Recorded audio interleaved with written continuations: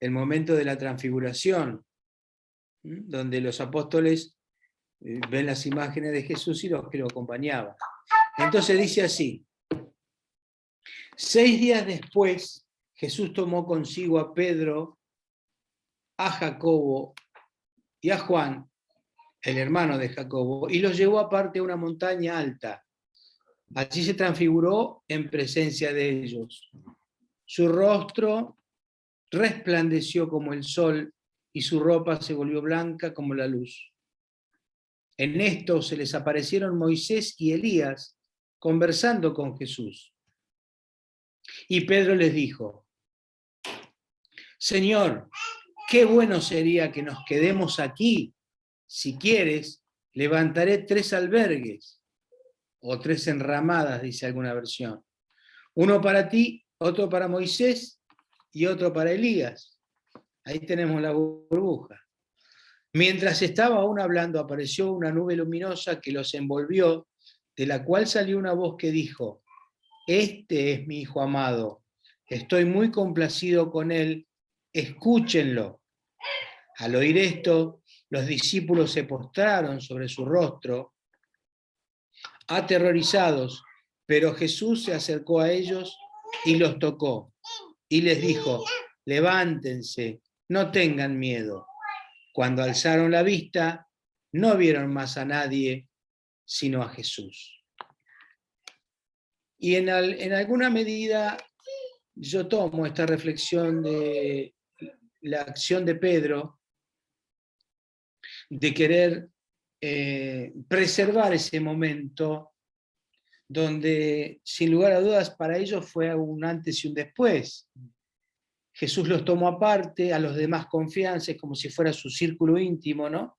Justamente la burbuja, los que más estaban allegados a Jesús, fueron a orar. Y en ese momento del milagro, fueron los privilegiados en recibir, y acá viene, digamos, lo teológico de la reflexión, fueron los primeros en recibir un anticipo de lo que es el cuerpo transfigurado y la gloria venidera.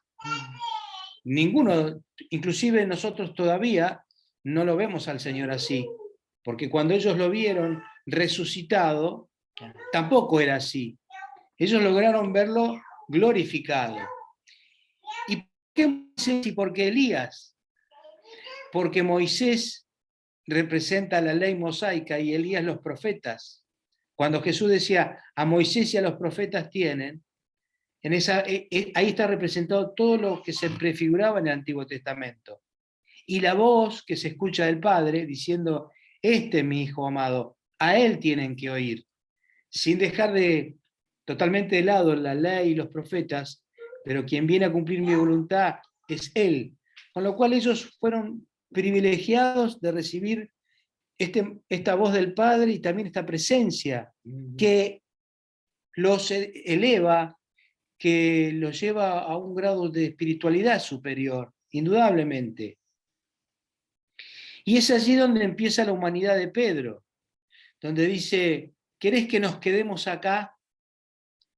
¿Querés que hagamos 3 enramadas? Porque las enramadas eran las fiestas de los tabernáculos, era una fiesta muy particular para el pueblo de Israel, porque recordaba el tiempo en que Israel vivía en tiendas. Ya en esa época de Jesús no vivían en tiendas, vivían en casas, pero para la memoria histórica del pueblo se celebraba de manera muy especial esa fiesta de la presencia de Dios con su pueblo, porque también Dios estaba en el tabernáculo, estaba en la tienda.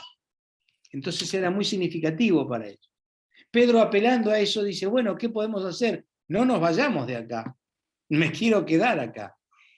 Y si bien la voz del Padre irrumpió eso, y ellos quedaron aterrorizados de miedo después, por algo es que uno de los evangelios dice: y no sabiendo lo que estaba diciendo Pedro. Yo quiero hacer énfasis en esto, porque después, cuando vuelve toda la normalidad, Jesús lo tiene que tocar a ellos y decir: bueno, levántense y no tengan miedo. ¿Se acuerdan que siempre repetimos esta frase? Que el trato del Señor con nosotros los humanos limitados con tantas situaciones encontradas, siempre la voz del Señor es para que no tengamos temor, que no tengamos miedo, que confiemos en Él. Y ya no había que estar en la cima del monte, sino que había que regresar al llano. Es decir, ellos se quedaban con la experiencia espiritual, ellos se quedaban con la riqueza de un encuentro personal y vivificante y único, de verlo al Señor glorificado, pero debían regresar al llano y guardar ese secreto hasta después que el Señor resucitara. Después, si ustedes lo quieren leer, Juan, el apóstol Juan lo relata en Juan 1:14 y el apóstol Pedro en 2 de Pedro 1:16-18, donde hacen mención específica de esta experiencia de la transfiguración.